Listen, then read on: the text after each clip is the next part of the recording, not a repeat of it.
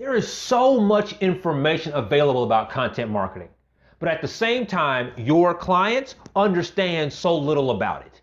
So how are you supposed to sell a premium service to a client that doesn't understand the service? Let's talk about that in today's video.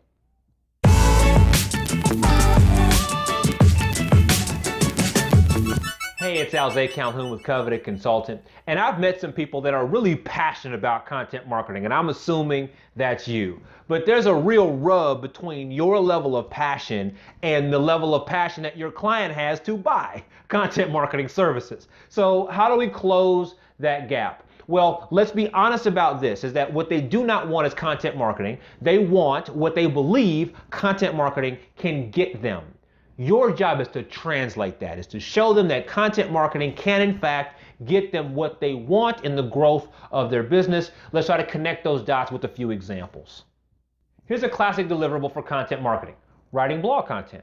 But before you go out and start writing content for clients, let's be sure on what the process is for delivering the highest level content possible. So you want to display your services as an order of steps. Right? Show your client the flight path to getting to the end result that they actually want. Acknowledge where they are, acknowledge the major milestones, show them the end result. The end result that they're after has to have some measurable, objective metrics. In other words, once we get through with this process, we know where we're going to end up and we're all okay with that. So whether it could just be a number of content pieces, or it could be some level of traffic or likes or shares or other engagement. You can measure however you choose. It's your company. But however, as we work this process, we all need to know what we're working towards. Now, let's work it backwards.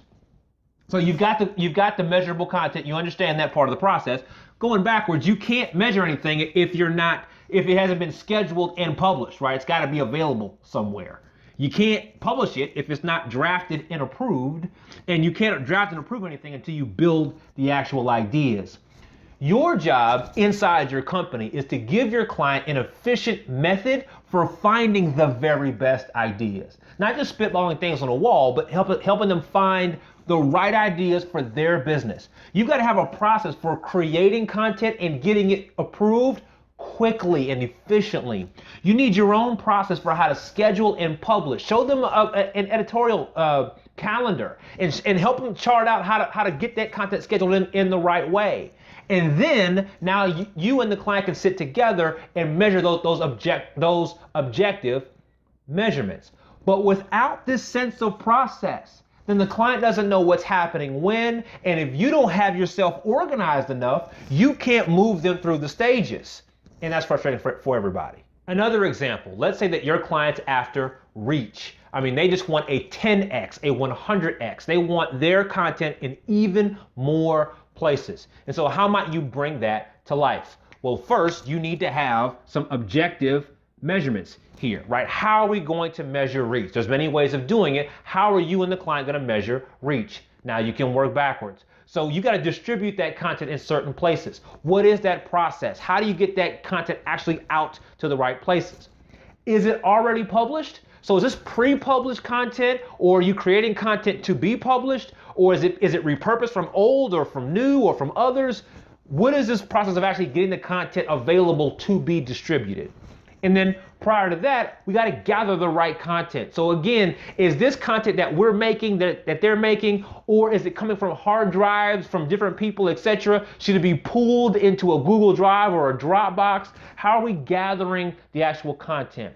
Show your client the process that gets them the 10x reach. Make sure that you are organized internally to deliver on each of these stages so your client can appreciate you as the professional that you are. If you structure this, then there is the difference between being an average consultant and being seen as a special content marketing company. Hey, it's Alzay again, and I really hope you enjoyed that video.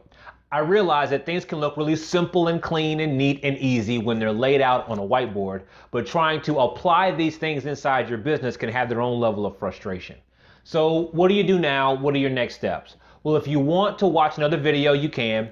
If you want to subscribe to the channel, you probably should. But if you're over the information and you want help packaging and selling your unique consulting services, there's a program that I have, and you can get information on that program via a free training available right now on this page somewhere. So again, thank you for your time for watching this video, and I look forward to seeing you in the next one.